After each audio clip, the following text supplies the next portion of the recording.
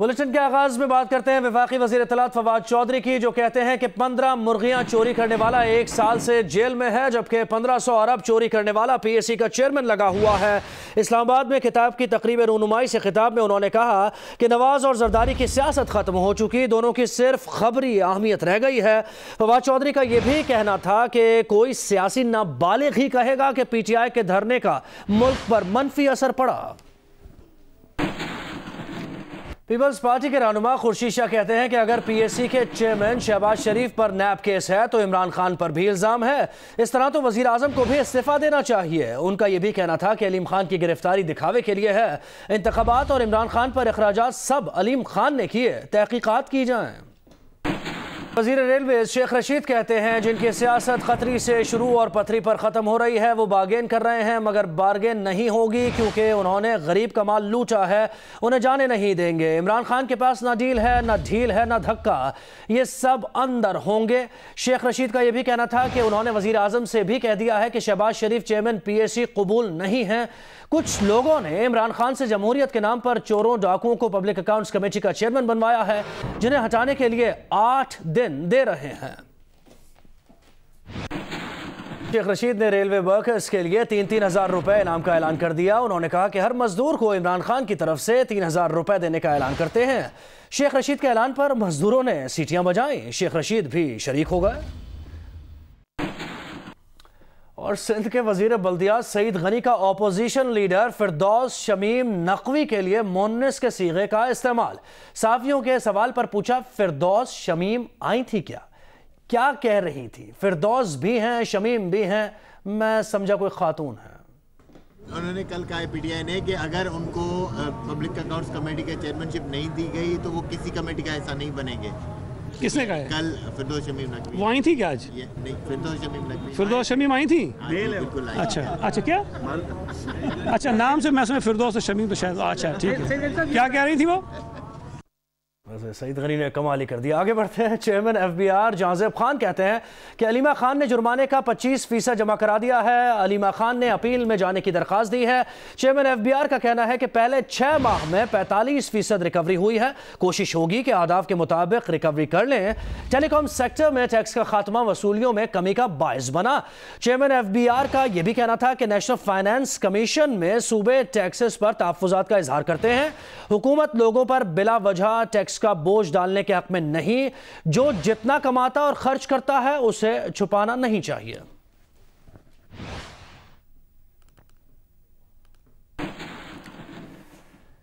सिंध में मुशीरों की तैनाती के मामले पर गवर्नर सिंध और वजीर आला सिंध आमने सामने आ गए। ज़राए के मुताबिक गवर्नर सिंध ने एजाज जखरानी को वजीर आला का मुशीर बनाने से मुताल्लिक समरी रोक दी।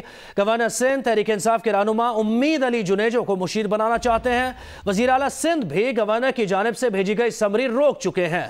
पीपल्स पार्टी की आला क़यादत गवर्नर सिंध इमरान इस्माइल के रवैये पर नाराज दिखाई देती है। वजीर आला हाउस का मौक़िफ़ है कि गवर्नर सिंध को मुशीर मुकर्रर करने का कानूनी इख्तियार नहीं। बुलेटिन के सिलसिले को आगे बढ़ाते हैं। कराची में सुपर हाईवे पर कोयटा टाउन में डाकुओं की फायरिंग से जख्मी 2 अफराद दम तोड़ गए। पुलिस के मुताबिक मोटरसाइकिल पर सवार 2 मुलजिमान ने लूट मार के दौरान मज़ाहमत पर फायरिंग की थी।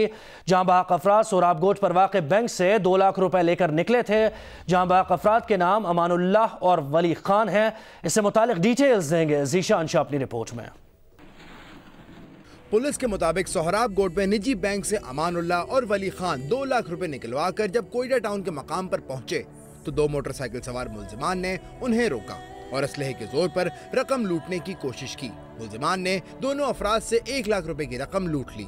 ताहम इस दौरान मुज़ाहमत पर अहले इलाका जमा होना शुरू हो गया। इस मौके पर मुलजिमान ने वली खान और अमानुल्लाह पर फायरिंग कर दी, जिसके नतीजे में दोनों शदीद जख्मी हो गए। जख्मियों को तशवीशनाक हालत में अस्पताल मुंतकिल किया गया। ताहम दौरान इलाज दोनों जख्मी जान की बाजी हार गए। जाम बहक होने वाले दोनों अफराद रियल एस्टेट के कारोबार से मुंसलिक थे। पुलिस के मुताबिक मुलजिमान की गिरफ्तारी के लिए इक़दाम शुरू कर दिए गए हैं। कैमरामैन जीशान इकबाल के साथ जीशान शाह, जियो न्यूज़, कराची। कराची के इलाके गार्डन में ट्रैफिक पुलिस ने गलत सिम से आने वाली पुलिस मोबाइल का चालान कर दिया। पुलिस मोबाइल ट्रैफिक कवानीन की खिलाफ वर्जी करते हुए मुखालिफ सिम में सफर कर रही थी, जिस पर ट्रैफिक पुलिस एहलकार ने मोबाइल के ड्राइवर का 520 रुपए का चालान कर दिया। ये ठीक मिसाल कायम की है जिससे यकीनन बेहतरी भी आएगी। आगे बढ़ते हैं। पाकिस्तान में पहली बार मुसाफिर ट्रेन में ट्रैकिंग सिस्टम लगा दिया गया। वज़ीर आज़म अगले हफ्ते इस सिस्टम का इफ्तिताह करेंगे। अब लोग घर बैठे मोबाइल फोन पर ट्रेन की आमदोरफ्त से आगाह हो सकेंगे। लाहौर से रिपोर्ट करेंगे अमीन हफीज।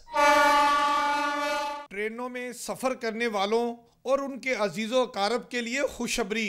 जी हाँ, ट्रेन ट्रैकिंग सिस्टम को पाक रेल लाइव का नाम दिया गया है। मुसाफिरों के अजीजों अकारब ट्रैकिंग सिस्टम ऐप पर मालूम कर सकेंगे कि ट्रेन कहां तक पहुंची है। ये मालूमात उर्दू और अंग्रेजी में दस्तयाब होंगी।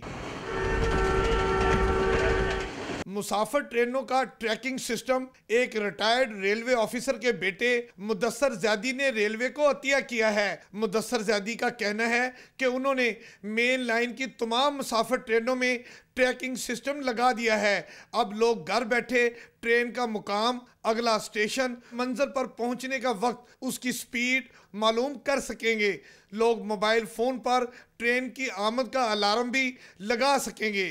कैमरामैन मोहम्मद सादिक के साथ अमीन हफीज, जियो न्यूज़, लाहौर। बिलावल भुट्टो जरदारी ने जाली बैंक अकाउंट्स केस के फैसले पर सुप्रीम कोर्ट में नजर सानी अपील दायर कर दी। मौक़िफ़ अपनाया कि JIT ने उन्हें कभी बुलाया ही नहीं, सुने बगैर उनके खिलाफ ऑब्जर्वेशन दी गई। ज़बानी हुक्मनामे में उनका नाम JIT रिपोर्ट से हटाने का हुक्म दिया गया। तहरीरी हुक्मनामे में उनका नाम JIT रिपोर्ट से हटाने का नहीं कहा गया। बिलावल का मौक़िफ़ था कि JIT ने तस्लीम किया कि उनके खिलाफ मवाद नाकाफ़ी है। यह भी तस्लीम किया गया कि उनका नाम गलती से डाला गया। अदालत 7 जनवरी के हुक्मनामे पर नजर सानी करे। अपील में यह भी पूछा गया कि खुद नोटिस में अदालत का क्या दायरा इख्तियार है, यह भी तशरीह की जाए।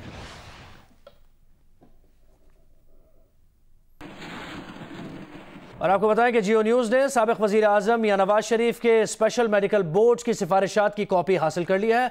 इससे मुतालिक डिटेल्स लेते हैं। नुमाइंदा जियो न्यूज़ उम्मे फरवा ने हमें ज्वाइन किया है। उम्मे फरवा, कहिएगा मेडिकल बोर्ड ने क्या सिफारिशात की हैं मियां नवाज शरीफ के इलाज से मुताल्लिक़? जी, साबिक़ वज़ीर आज़म नवाज शरीफ जो हैं वो सर्विसेज हॉस्पिटल में 5 रोज जो है ज़ेरे इलाज रहे। 6ठे रोज उन्हें कोट लखपत जेल जो है वहाँ पे मुंतकिल कर दिया गया। इस दौरान में इनके लिए स्पेशल मेडिकल बोर्ड जो है वो बनाया गया था, जिसकी सिफारिशात जो है वो जियो न्यूज़ को हासिल हुई है। और उस मेडिकल बोर्ड के मुताबिक जो है मियां नवाज शरीफ जो है अर्ज़ कल्ब में मुब्तला है। और उनका जो किया गया था पंजाब इंस्टीट्यूट ऑफ कार्डियोलॉजी में थीलियम स्कैन टेस्ट, उसमें ये बात सामने आई थी कि वो अंजाइना का उन्हें मसला है।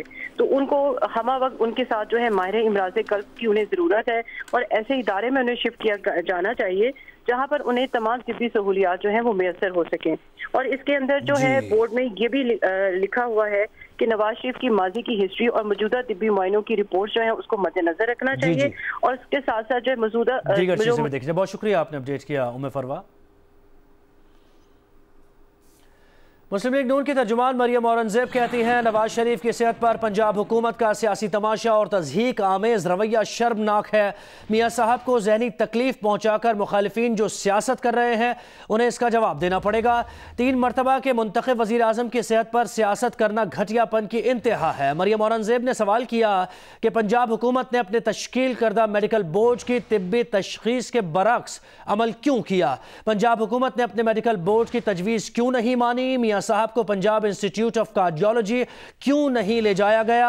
मियां साहब को सर्विसेज अस्पताल क्यों ले जाया गया? मरियम औरंगजेब ने कहा कि पंजाब हुकूमत के सियासी तमाशे का मकसद नवाज शरीफ को जहनी अजियत पहुंचाना है। नवाज शरीफ को बोर्ड की तजवीज़ पर वहां दाखिल किया जाए जहां दिल के आर्जे की तिब्बी सहूलियात मैसर हो। अगर नवाज शरीफ को कुछ हुआ तो जिम्मेदार इमरान खान होंगे।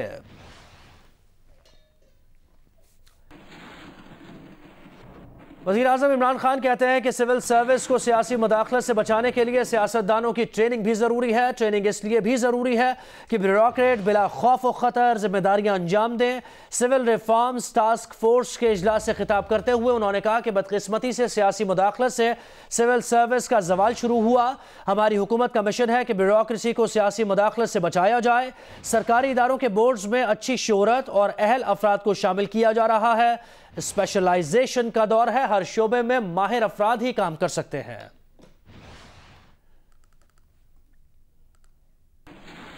और सीनियर तजियाकार ब्रिगेडियर रिटायर्ड महमूद शाह कहते हैं पाकिस्तान के अंदरूनी मामलात में मुदाखलत करने वाले अफगान सदर का यह हाल है कि वो अपने अवाम की दादरसी के लिए सदारती महल से भी नहीं निकल सकते। वो जियो न्यूज़ के प्रोग्राम जियो पाकिस्तान में गुफ्तगू कर रहे थे।